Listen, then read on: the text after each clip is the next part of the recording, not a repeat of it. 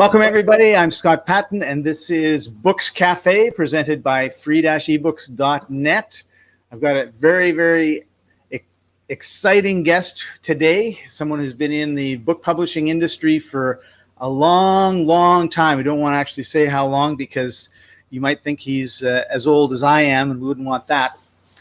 And before we bring him on, I just want to take a moment and show you free-ebooks.net. They're the people that bring us on, and you can get 5 free ebooks every month, or you can become a VIP and get unlimited. And we've got our editors hard at work getting new books set up for you. We've got so many categories. If there's something that you want, we've got it, and it's great. Reading is such a powerful way to grow your knowledge and relax, as opposed to watching TV and getting stressed out. So we've got a list of great books. We've got books on all sorts of topics that we've bundled together for you, and we've got our latest arrivals. And our show today is all about why it's such a great time to be an author. It's so I'm not going to say it's easy to do anything, because it's not easy to do anything unless when it's your first time. When you've done it a couple hundred times, then you might think that it is. But certainly growing an audience today is way different than it was 30 or 40 years ago. So with that, I want to welcome our guest, Warren Whitlock. Welcome to the show. Hi, glad to be here. Let's talk books. Let's talk books. You wrote one of the first books on Twitter, I believe. Right. Well, I didn't actually write it on Twitter. That would be a little hard to fit it all in there. But the first book about Twitter, called Twitter Revolution, which interestingly enough was really big for a year and a half. And then something called Twitter Revolution in Iran happened. So go ahead and try Googling it, but make sure you put my name or you won't find it. It's still on Amazon, and still relevant, because we were talking about how this century is going to be different about having to have a two-way conversation. And you just mentioned about building an audience. Well, that's something authors didn't used to think about. You'd write the book and send it off, and maybe something would happen, maybe it wouldn't. And today it's really up to the author whether or not they're a success. So I never really got into looking at book publishing until the last, let's just say, decade. I'm not that I am a book publisher or a writer or anything. I'm a writer, but I haven't written a book that I can say, here's a book. That's okay, I am. I'll take care of that. That's right. Just send me a manuscript. But so I'm kind of interested in a little bit of history here, Warren. If you were an author in, say, let's just say 1965 or 1975, what would be the process for your book becoming, let's just say, well-known? Let's not say a bestseller, but just say well-known. Well, I'll say it's pretty much like how it is in the movies about somebody with a legal pad or a manual typewriter. And more often than not, they would write first and then type, and that kind of thing. And it goes back, let me go back a little bit further. I see numbers at 1950. I'm not quite that old, but so I can say about the time I was born, there were 1 million books that, ever had been out there. A lot of them not in print. And I think there were 50,000 in print, if I remember the number right. And so what has changed is over the time you would send your manuscript off to the publisher. And then, of course, there wouldn't be a photocopy. You'd be guarding that with your life. So in the movies where somebody gets, mad and throws the manuscript out the window or in a fire, that's it. It's gone. And today, of course, thanks to word processing, backup files and, photocopying, you don't throw away books unless you're really crazy, because every piece of content has some value or potential value for later. So what changed is, instead of depending on somebody in New York City deciding whether or not your book made it or not, it became something you could do yourself. So fast forward to the 90s, I was in the business of repairing laser printers. And laser printers came out in the 80s, really became on everybody's desk in an office in the 90s. Inkjets were still just coming around, and a laser printer would cost a couple of $1,000s, but once you had one, you could print something. And copiers got really good. So you'd always make a copy of everything, even a handwritten manuscript. And you didn't need carbon paper anymore. You were able to get a copy of it. And then something called print on demand happened. And that's the ability to format something like a book and put it through a laser printer and a cover, and especially the soft covers. The hard covers could be done. It was a little bit different process, but it was a machine, and you push the button, and by 2005, you push a button, you have a book come out the other end, and it could be one copy or 1,000 copies. And actually, what that changes is the cost per copy is maybe a little bit more than running a printing press. Back then, they were telling me about 1,000. It would definitely be a lot cheaper to set up to print them. But and Amazon was smart. They bought a company called CreateSpace, and they were able to print any book on demand. So you could take your back titles, whatever you want, and put them into the system. There's book. So far, we're just talking about books.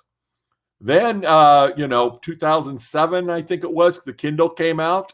And so my Twitter book was a big seller on Kindle, though not huge because first of all, it's a business book that you don't get hundreds of thousands or millions of copy unless it's very, very rare. Maybe 10 books a year get the number, really make money off of them. And but we were able to deliver the files to Amazon. They got available on Kindle, and we sold it that way. And of course, eBooks, you could download a book, and just anybody can do that. If you can put you probably don't want to be in word processing format, but every word processor has a PDF option, print to PDF, and now you've got a file that you can lock or share or do whatever you want. And what I found back then is when I was working with authors, is most of them wanted to make sure their story got told. I did mostly nonfiction. So in that case, it was, I'm an expert at this. I want the world to know what I've been teaching and go to a wider audience, and it's good for business.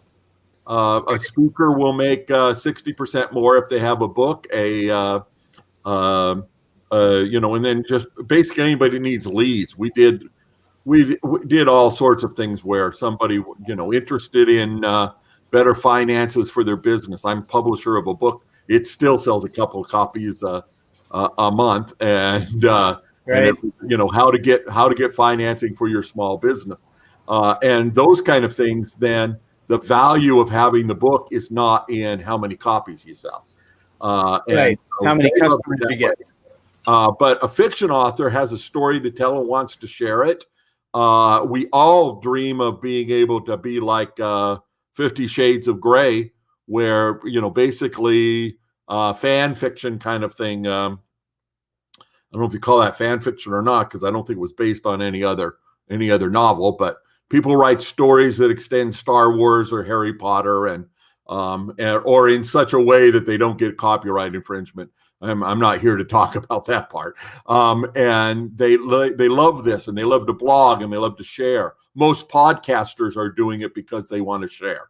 And so same motivation, that they have things they want to tell people about. And at that point, how many people do you want to have read the book?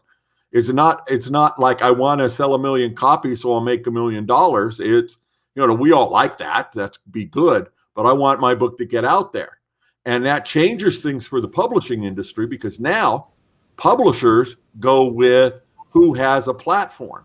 Because publishers never built the audience for you, but now they're lazy. They figured out that if you have a big audience, they want the book. And that's what happened with 50 Shades of Grey is a great example of that. So Warren, when you're one of the things I think that's changed over the decades is the fact that when you wrote a book before, if the publisher liked it, then they would make a bunch of copies and it would be in all these bookstores. And then the people that want to read books would go into the bookstore. They didn't really have much choice but to buy your book, or, you know, I mean, they had choice, but it wasn't like they had millions of choices. If you wanted history, the numbers, history books there. And so you really, that's the way that you got your sales. Sure. And of course, now there's other ways that you can get the books out there. And so just having it on the shelf isn't enough. I forgot to say the numbers at the end of this. You know, it started out with 50,000 books in print when I was born. Now it's something like, 2005 when I was working on really what took to be a bestseller and such. It was 1 million books in print and more wanting to. There was always 10 times as many people trying to get, maybe 100 times as many people with a manuscript, a half-finished manuscript, trying to get a deal, trying to get an agent. Then Kindle came out. And now there are, I think the last, I haven't done this in better part of a decade. So I recall the last numbers I saw was something like 11 million books came out in a year, because you can write a book, so you can publish a book so easily.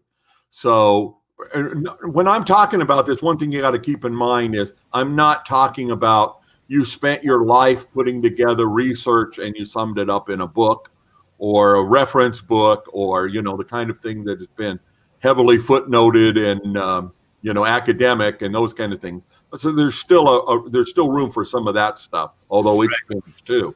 I'm talking right now, Warren, there are 6 million Kindle books. There are 6 million Kindle books right now. Is there? Okay. On Amazon. That sounds according to Google. According to Google. Interesting. I think there's more. Hey, Stan, good to see you. Nice to have someone in the chat to know they're here.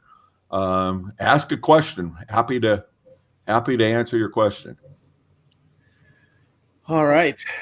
So what do authors that are starting out have to do now to get found and get known? Oh, well, now it's easy. First of all, I say start publishing something right away. You can create a podcast or a blog, or start writing longer articles on Medium and whatnot. Depends, if fiction, I can't think of what it would be, but let's just say blog. And tell a story. Get people involved and start building a community. Do that immediately.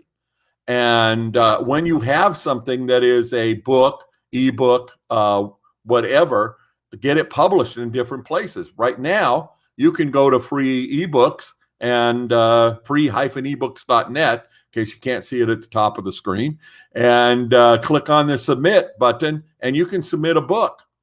The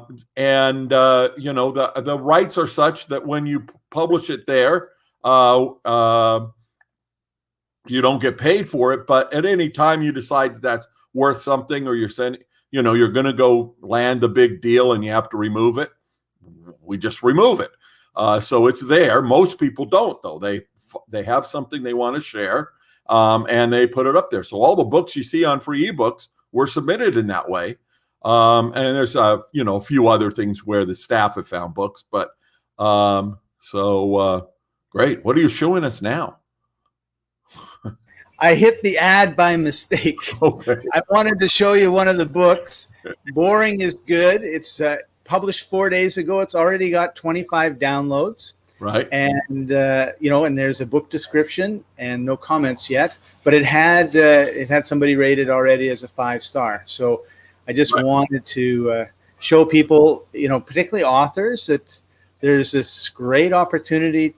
We have, how many people are members of free-ebooks, Warren? Well, right now there's about 5 million. 5 million. Yeah. And we send out the newsletter to a couple million every month or week. Right, and so you have the opportunity to be one of the books that gets featured and presented to a huge group. We also do newsletters for very specific groups like romance or science fiction or health. And in that case, if you're in that category, we've got lots of different categories. here's best books on diabetes, for example, you have the opportunity to be positioned in front of a lot of people who are excited about your topic, and it's a real good real good strategy to take part in. Just get your books up on the site. If you're going to be doing other things with the book, and you start out by getting it published here, you've got all the people it's been exposed to, but you also start getting things you can quote. If you use our promotions and whatnot and get it up to where you've got thousands of copies downloaded, now you can show that to a traditional publisher, or the deal you're trying to make to start a podcast, or whatever you're doing. It adds to your resume. And I'll tell you, there's nothing like being a published author to change your career in anything you do. I helped a whole lot of people with their books, getting them known using online marketing. And then I decided to write the book about Twitter. I got myself a co-author, so the material was easy to put together. We just talked about what to put in it, and it kind of wrote itself. And we talked to a whole lot of people on Twitter, and had thousands of people involved. And we gave away a copy of the book. We didn't use free ebooks back then, but we had 3,500 people download the book for free and give us their comments on it. And then when the book came out, instant bestseller, because everybody wanted to buy a copy. They were involved in it, and they told their friends. And it was the first book about Twitter, so that helped. And it ended up selling about 10 times as many copies as what I had estimated. And thanks to the wonders of modern printing, we were able to fulfill all those orders. But when we started out, I didn't know that it would be thousands of copies. But I got to tell you, in that process, when a case of books came and I opened it up and I saw my book, it didn't matter that I'd been involved with bestsellers that have sold 1 million copies. This one had my name on the front, and it sure felt good. And then I started giving it away, and that even was better. And then I would speak someplace and someone says, "Can I buy a copy of your book?" And they'd hand me money. That part I really liked. That was pretty good. Or our company needs some help with implementing this. Can you help us? And that led to several contracts there. And it was just having the book changed everything. I've now been interviewed 2,000 times. It's that, and some of it I produce. So I've done 2,000 podcasts now, and that all started when people started asking me because I was the author of a book. Right. Yeah, that credibility is absolutely massive. And I just want to show one book here that it was in the health field, and they've got over 1,200 downloads over the last couple of years, 4-star reviews, and they probably did nothing to promote the six-pack guide. It's pretty much all probably been traffic from the site, but the more you can do to get people to the site, it's a third-party site, gives huge credibility to you when that happens, and then you can go to the publisher and say, "Hey, I've got 1,200 people that are following me. I've got 12,000 people that are following me, or that have downloaded my book, and we've created this community. I've got a Facebook group on fitness, which has, 1,500 members or 10,000 members or whatever you grow it to." But the idea being, when you can show that you've got this community built, and then you go to the publishers, they're interested. If you have no community, they don't care. Right. Well, and of course the credibility is there. Also the traffic, getting people to try your Facebook group or whatever, because it's mentioned in the book probably, and you give people any excuse to have them give you their email address, and you can stay in touch with them. You find out that most of us are on email lists that we don't particularly want to be on. But the difference is when you start getting people who say, "I like what you do." I told people I was doing this today, and last night on Twitter, somebody said, "I like your style. You're not like other people." Right. I don't know what he did, but boy, did I feel good. I have a style? I didn't know. Yeah, that's right. The feedback is something that really helps a lot too. So Stan in Kenya my buddy Stan in Kenya. We met there when I was there a few years ago. Asked a question. You just mentioned, Warren, about writing articles that get featured on Medium, big magazines like Entrepreneur, Ask Men, and so on. What's your advice on getting onto those platforms? Well, it depends on what they are. Medium, you go to Medium and sign up for an account and then write. And they have an editor, and it's published and you're done. So that's easy. So big magazines like Entrepreneur is mostly has most of its readership online now, and they pay some people to write. They also accept articles from other people. So it's a difference. If you want to get paid as a writer, you can by getting known. It's the same as the advice I've been giving you. Write an ebook, make it good, upload it to free ebooks, let the people know that you're an author when you apply to write for them, and have samples of what you've written. So when you've written 200 articles online and you point to them, somebody's going to, first of all, you don't even have to ask whether or not they're going to look at them. They're going to look at your LinkedIn profile. They're going to look at other social media that you have, whether you have a website that's your name, whether you have books on Amazon. That's the kind of research somebody's going to do if they're deciding to hire you today. And so if you're doing it for the money, that's possible. But to be a good writer, you have to write a lot. So get in the habit of writing something every day. And today is so easy. When you get done, you hit publish and it's live and the whole world can see it. And I would suggest that every time you write an article for Medium, for example, you usually have a little author's bio that goes along with it. And in the author's bio, say, he's the author, and we'll just use what I've got up here, Six-Pack Guide. He's the author of Six-Pack Guide for summer. And here's the link if you want to go download it for free. And now you're driving traffic to something that is helping you create your community, right? So people go, they get the book. In the book, you tell them if you want to contact me and everything else, you can do that through my Facebook group. Now they've joined the Facebook group. And then you can say, hey, I've got 1,200 people that have downloaded my book. I've got 1,200 people that have joined my Facebook group. I've got this, I've got that. And now all of a sudden you're creating this perception of a movement, right? Because you really want to, you really have a mission. This guy has a mission, giving six-pack abs for summer, and that's your mission. And whatever your book is about and you're writing about, that's your mission. And you want to create a community around that. And once you show people that that's happening, you could do a podcast on six-pack abs, for example, and you're going to get feedback. That's going to help you improve, and you're going to be able to show that to other people. And it's not you. Like if it was on your website, you would go, 10,000 downloads in the last year or whatever, and everyone's going, yeah, right. He just put that number up.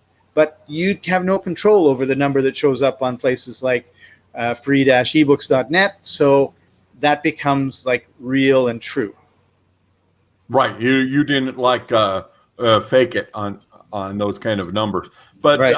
You mentioned something about creating the perception, and I just wanted to mention that's true. You have to create the perception. And you want them to create a perception of something that is true, but it doesn't just get there. You may be the best six-pack abs guy on earth, but if you haven't written a book or published something online, people don't know about it. That's a huge thing that has changed in my lifetime. When I learned about selling and what to do, or me even going back to as a child, you'd go door to door and sell something if you wanted to make some money. Average week, there'd be several people that came by our house trying to sell us something. That's different today. And I say, why bother? When I started selling, they said, go out to this business park and go into every business. Gosh, we were doing that up in the 70s and the 80s. But, by the time we got at the internet, there's millions of people that want what you need. And so you just take care of what people want get people what they want, and you don't have to worry about talking them into anything. But it is your responsibility as an author to do that. So, and I came up with one other good tip. Good morning, Dwayne. And one other tip for you: if you want to make it really easy to start writing, find a group. Let's use Six Pack Abs again. Find a group on Facebook that is talking about, how to have the best six pack, and then find somebody asking a question, because in every group, over half of the people there are just starting. I'm sure you've seen that with podcasts, Scott. You go on a Facebook group and most people say, I need to get my podcast started. And so the predator way to do it is, hey, I got something to sell you. Come see me. You don't need to do that. You go on there and you say, well, here's the answer to your question. Somebody asked a question that is very easy for you to answer. The FAQs. Used to be we tried to avoid the FAQs, frequently asked questions, because that's just a problem. Today, I look back at the time when people would call my brick and mortar business and ask what our hours are or what are directions to get there. And I realized those were people who already had an intention to buy. They wouldn't have bothered to call if they didn't have the intention to buy. I knew it back then, but the difference is now I'm going like, wow, you really cherish those people. And online there's a lot more of them. The way you find those people is by being helpful and friendly. So, I mean, go to my Twitter feed and ask me a question. I'm going to answer it. Everything somebody asks me a direct question, I try to answer. Not because I think that that's going to captivate them and sell them something or whatever, because that's who I am. I want to answer people's questions. And it took me just all of 5 seconds to find a whole pile of groups that had to do with six-pack abs. So just continuing on that example, it's really easy to find already made communities. And I totally agree with your... Well, nobody's going to look at you or me with that photo up. That's right. And I didn't know that was the photo on this one. It was just the one I picked because they had a little thing at the bottom that said... with the pain you feel today will be the strength you feel tomorrow. And I thought, that was pretty good. And well, I teach on Twitter, use search. Facebook search sucks, but on Twitter, you can search for a keyword, a location, and a question mark, and you will get somebody about it. These guys have 6,000 members, so it's not hard to find. Yeah, and so you could read through here and find some questions. But on Twitter, you can actually use a question mark. Use a question mark, space, and then a question mark, and you'll get only tweets that have a question mark in them. So only people that are asking questions. So there are so many places where people are asking questions. Quora, QUORA.com. You go there and people post questions and you answer them. All sorts of forums, Reddit, whatever, any topic you can imagine. And if you think you've got a topic that won't have anything online and you're too lazy to go check it yourself, please send me a tweet. I'll be happy to show you 3 places that you missed, because it's just so many. Amazon. The reason I wrote a Twitter book is I went on Amazon, typed in search the word Twitter, and got the name of a bird in a children's book, and that's all that existed. That's how I know I had the first book. I said, we can put together a book and put her up there. I wanted to be able to say I had the first book about Twitter. And so in early 2008, did that. I got somebody to help me write the book. We started doing shows like this. I did a podcast, and I started talking about it everywhere on Twitter. And, at the time decided to do it, I probably had a couple hundred followers on Twitter. And it was mostly because I'd followed people and they'd followed me back. I didn't have some big presence of people wanting to follow me and they found out I was on Twitter or Facebook or whatever. But after we did that, not only did I have a big Twitter following, but I also got, I had so many people wanting to be my friend on Facebook. I think it was double whatever the limit is on friends. And that meant that they were getting rejected. So I actually had to put some effort into clearing that out. So my real friends, as they got on Facebook, could find me. LinkedIn, big following there. It's always been whatever I do, I offer something, and it's a real simple trick. You offer something of value and let somebody respond just because they want to know who you are and what you're up to, and they will. But they've got to see value. If you post on Twitter, Warren, can you help me get some money? I'm going to tell you, yeah, I'll tell you how to make money. I'm not going to send you a check because, I have plenty of places to send my money already. I don't need to know about somebody who's in Nigeria and poor. I feel for them. I can't help them all. But I really can help them better by finding work. One, stop begging for money online. I can say that now because I'm not answering a person. I try to be a little bit more polite when I'm answering. But anything you want, you can find an answer to. Well, I've had a rough life, blah, blah, blah. I'm going, okay, well, there's an answer to that. I don't have all the answers. That's not what I'm here to say. But to be successful in life, you need to determine that whatever it is you want, there's an answer for it. And there is. On the internet, there is a group talking about anything. So go join that group, help out somebody else. By the way, better to give than receive. It feels so much better to help out another person than as good as it is for you to say, Warren, you got great style. I love that. But if I help you, then I feel really good. Awesome. Warren, we come to the end of our time together. Thank you so much for taking time out of your busy day. Really appreciate everything that you contribute. And there was lots of nuggets. So thank you very much for that.